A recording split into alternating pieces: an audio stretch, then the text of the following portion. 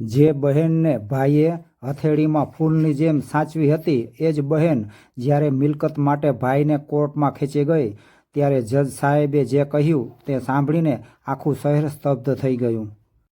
શહેરના ધમધમતા વિસ્તારમાં આવેલી અમૃતલાલની હવેલી દૂરથી જ પિતાની મહેનત અને વૈભવની સાક્ષી પૂરતી હતી. અમૃતલાલ એટલે શૂન્યમાંથી સર્જન કરનાર એક એવા વ્યક્તિત્વ જેમણે માત્ર મિલકતો જ નહીં પણ સંબંધોની મૂડી પણ ખૂબ જ જતનથી કમાઈ હતી. તેમના ઘરમાં હંમેશા પ્રેમ અને આદરનું વાતાવરણ રહેતું હતું. પુત્ર અજય પિતાના પડછાયાની જેમ રહીને વેપારની બારીકીઓ શીખી રહ્યો હતો અને પોતાની મહેનતથી વ્યવસાયને નવી ઊંચાઈઓ પર લઈ ગયો હતો. બીજી તરફ દીકરી અંજલિ ઘરની લાડકી હતી, જેનો ઉછેર કોઈ રાજકુમારીની જેમ થયો હતો. તેના લગ્ન શહેરના સૌથી મોટા હીરાના વેપારીના પુત્ર સાથે થયા ત્યારે અમૃતલાલે પોતાની હૈયાની વરાળ અને સંપત્તિ બંને દીકરીના આંગણે ઠાલવી દીધા હતા. અંજલિ સાસરે જઈને પણ અઢળક સુખ સાહેબીમાં આરોટતી હતી અને તેની પાસે કોઈ જ કમી નહોતી. પરંતુ સમયનું ચક્ર ફર્યું અને અમૃતલાલનું અચાનક અવસાન થતાં આ આદર્શ પરિવારના પાયા હચમચી ગયા. પિતાના ગયાના થોડા જ મહિનાઓમાં અંજલિના વર્તનમાં પરિવર્તન આવવા લાગ્યું. જે ભાઈ અજયે બહેનના લગ્નમાં પોતાની તમામ શક્તિ લગાવી દીધી હતી તેના પ્રત્યે અંજલિના મનમાં અવિશ્વાસના ફણગા ફૂટ્યા. સાસરી પક્ષના લોકોની ચઢામણી અને પોતાની અંદર જાગેલા અચાનક સ્વાર્થના કારણે અંજલિને લાગ્યું કે પિતાની વિશાળ મિલકત, જમીન અને ફેક્ટરીઓમાં તેનો પણ સમાન હિસ્સો છે. અજયે તેને સમજાવવાનો ઘણો પ્રયત્ન કર્યો કે બધું તારું જ છે, તારે જ્યારે જોઈએ ત્યારે લઈ જાજે, પણ અંજલિને તો કાયદેસરનો હિસ્સો જોઈતો હતો. વર્ષો સુધી જે ઘરમાં હાસ્યની છોડો ઉડતી હતી ત્યાં હવે મિલકતના વિવાદોના કારણે સન્નાટો છવાઈ ગયો હતો. અંજલિએ પિતાના વારસામાં પોતાનું નામ સત્તાવાર રીતે નોંધાવવા માટે વકીલોની સલાહ લેવાનું શરૂ કર્યું.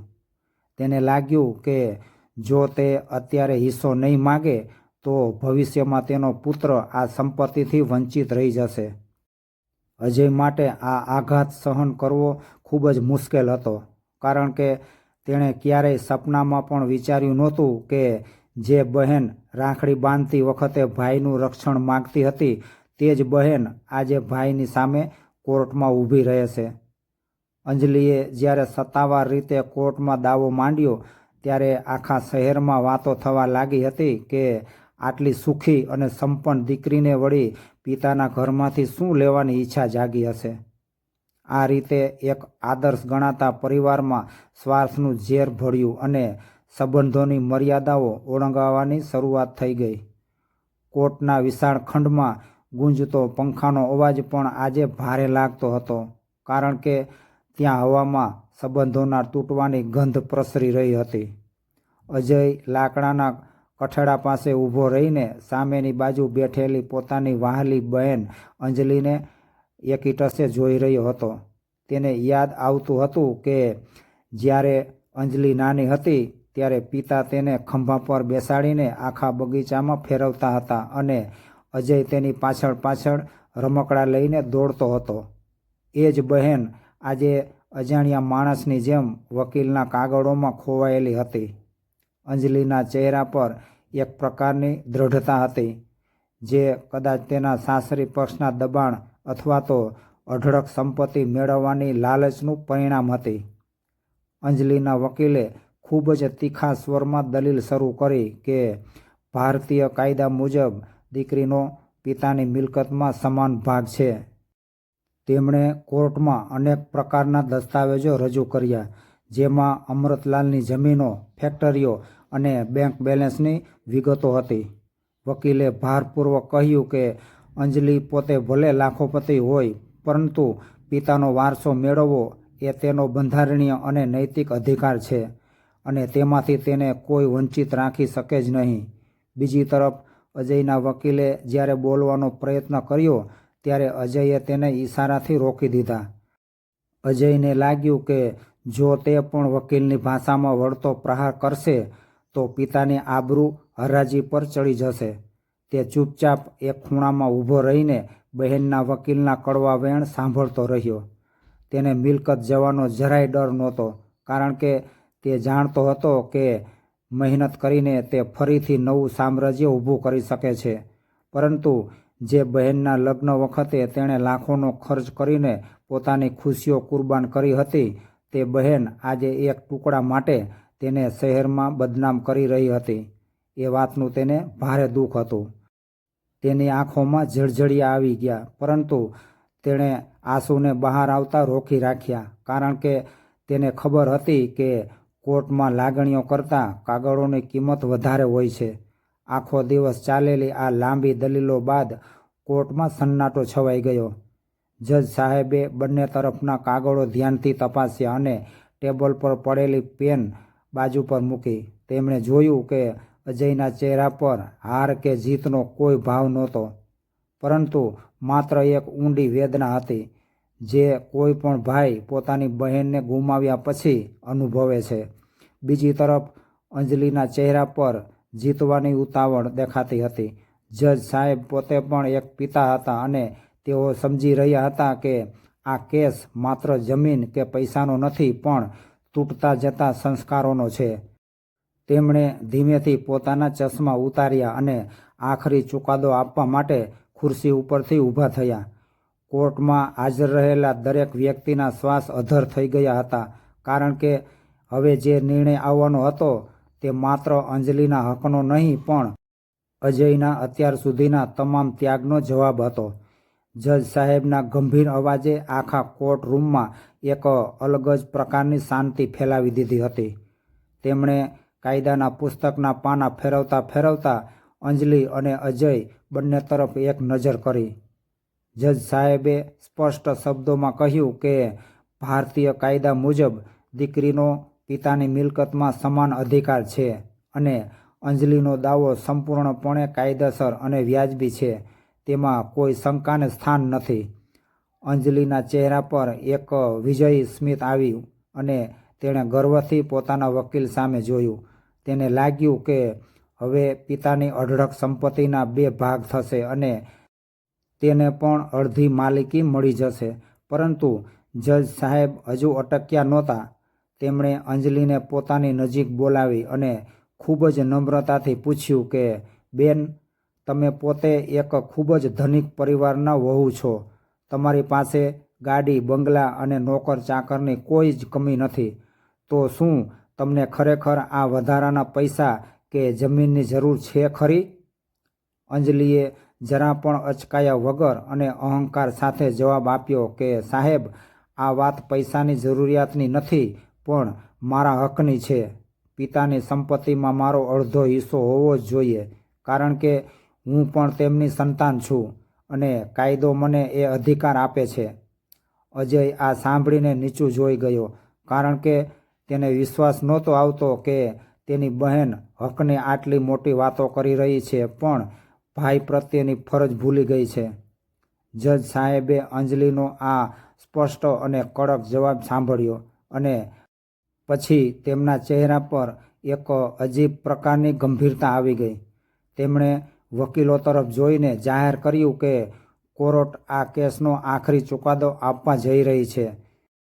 જજ સાહેબે હાથમાં કલમ ઉઠાવી અને કાગળ પર કંઈક લખતા લખતા બોલવાનું શરૂ કર્યું કે અદાલત અંજલિને તેના પિતાની તમામ ચલ અને અચલ સંપત્તિનો બરાબર અડધો હિસ્સો આપવાનો આદેશ કરે છે.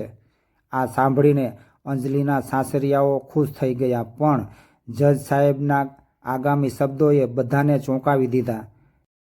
તેમણે ઉમેર્યું કે સંપત્તિની વહેંચણી તો થઈ જશે, પરંતુ આ ચુકાદો અમલમાં લાવવા માટે કોર્ટ એક વિશેષ શરત મૂકે છે. જો અંજલિને પિતાનો વારસો જોઈએ છે, તો તેણે આ શરતનું પાલન કરવું જ પડશે.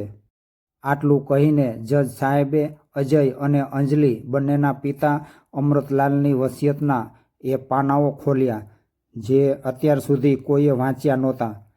કોર્ટમાં બેઠેલા દરેક વ્યક્તિના કાન હવે જજ સાહેબના શબ્દો પર મંડરાયેલા હતા, કારણ કે તે શરત કંઈક એવી હતી જેણે આખા કેસનું ચિત્ર બદલી નાખ્યું હતું.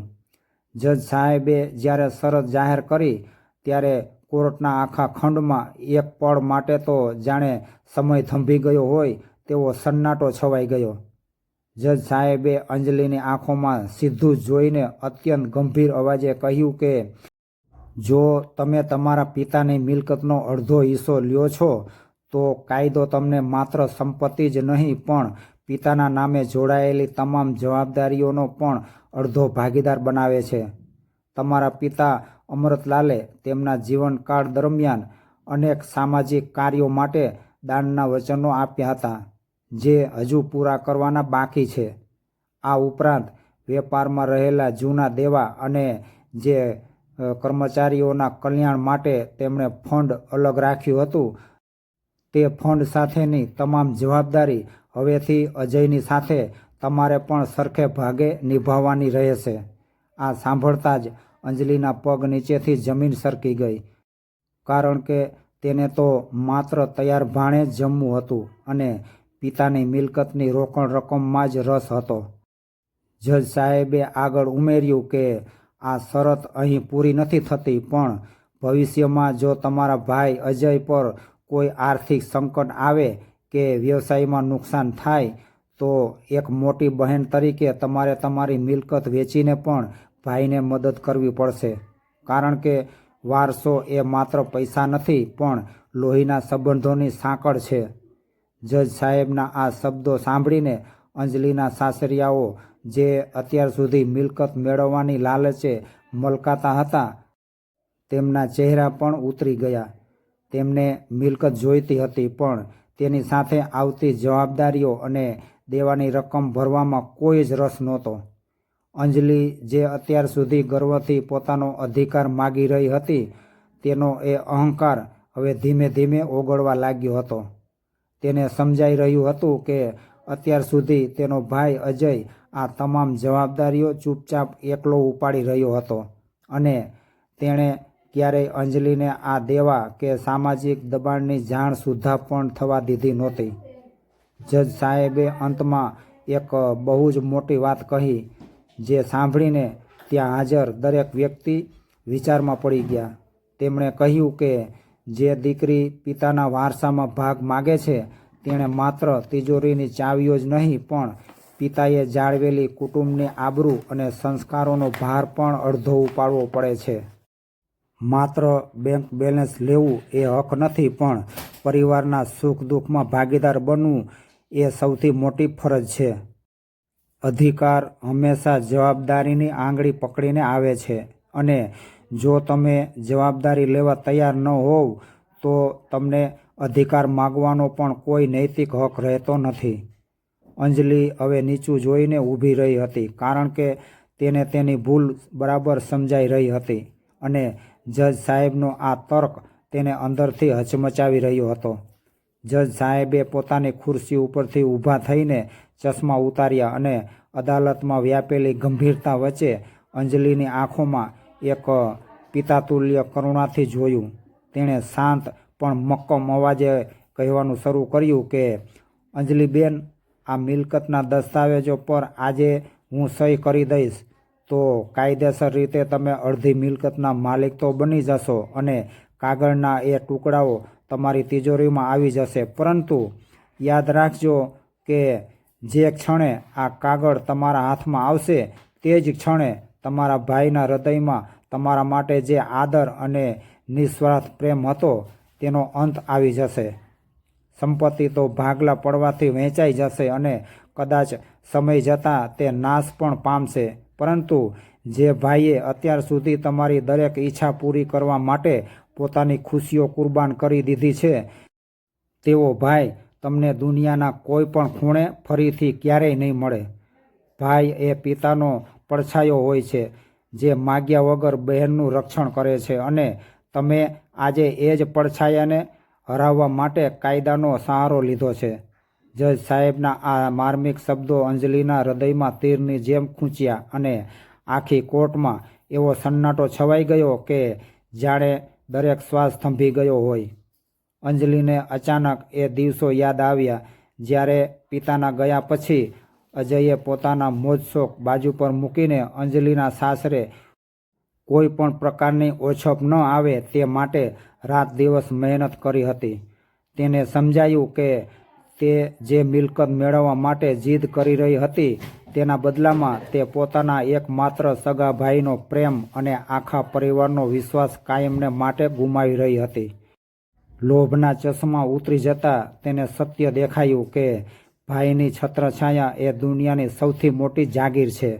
તેના ચહેરા પરનો પસ્તાવો સ્પષ્ટપણે દેખાતો હતો અને તેની આંખોમાંથી અશ્રુની ધારા વહેવા લાગી. એક ક્ષણનો પણ વિલંબ કર્યા વગર અંજલિ દોડીને અજય પાસે ગઈ અને તેને વળગીને ધ્રુસકે રડવા લાગી. તેણે ત્યાં જ જાહેર કર્યું કે મારે કોઈ સંપત્તિ નથી જોઈતી, મારે તો બસ મારો ભાઈ જોઈએ છે. અને તેણે તરત જ પોતાનો કેસ પાછો ખેંચી લીધો. અજયે પણ બહેનને માથે હાથ મૂકીને તેને આશ્વાસન આપ્યું અને બંને ભાઈ બહેન વચ્ચેનો એ પ્રેમ જોઈને કોર્ટમાં બેઠેલા વકીલો અને અન્ય લોકોની આંખો પણ ભીની થઈ ગઈ. જજ સાહેબનો આ નિર્ણય માત્ર શુષ્ક કાયદાના પાના પર આધારિત નહોતો, પણ તેમાં માનવતા અને સંસ્કારોનો વિજય છુપાયેલો હતો. જજ સાહેબે કાયદાની કલમોને લોહીના સંબંધો સાથે એવી રીતે વણી લીધી હતી કે ત્યાં બેઠેલા તમામ લોકો સ્તબ્ધ રહી ગયા. આ રીતે એક આદર્શ પરિવાર સ્વાર્થના ઝેરમાંથી મુક્ત થઈને ફરીથી પ્રેમ અને એકતાના તાંતણે બંધાઈ ગયો હતો. મિત્રો, જો તમને આ વાર્તા ગમી હોય તો લાઈક અને શેર જરૂરથી કરજો અને ચેનલને સબસ્ક્રાઈબ કરવાનું ભૂલશો નહીં. આભાર. જય શ્રી કૃષ્ણ.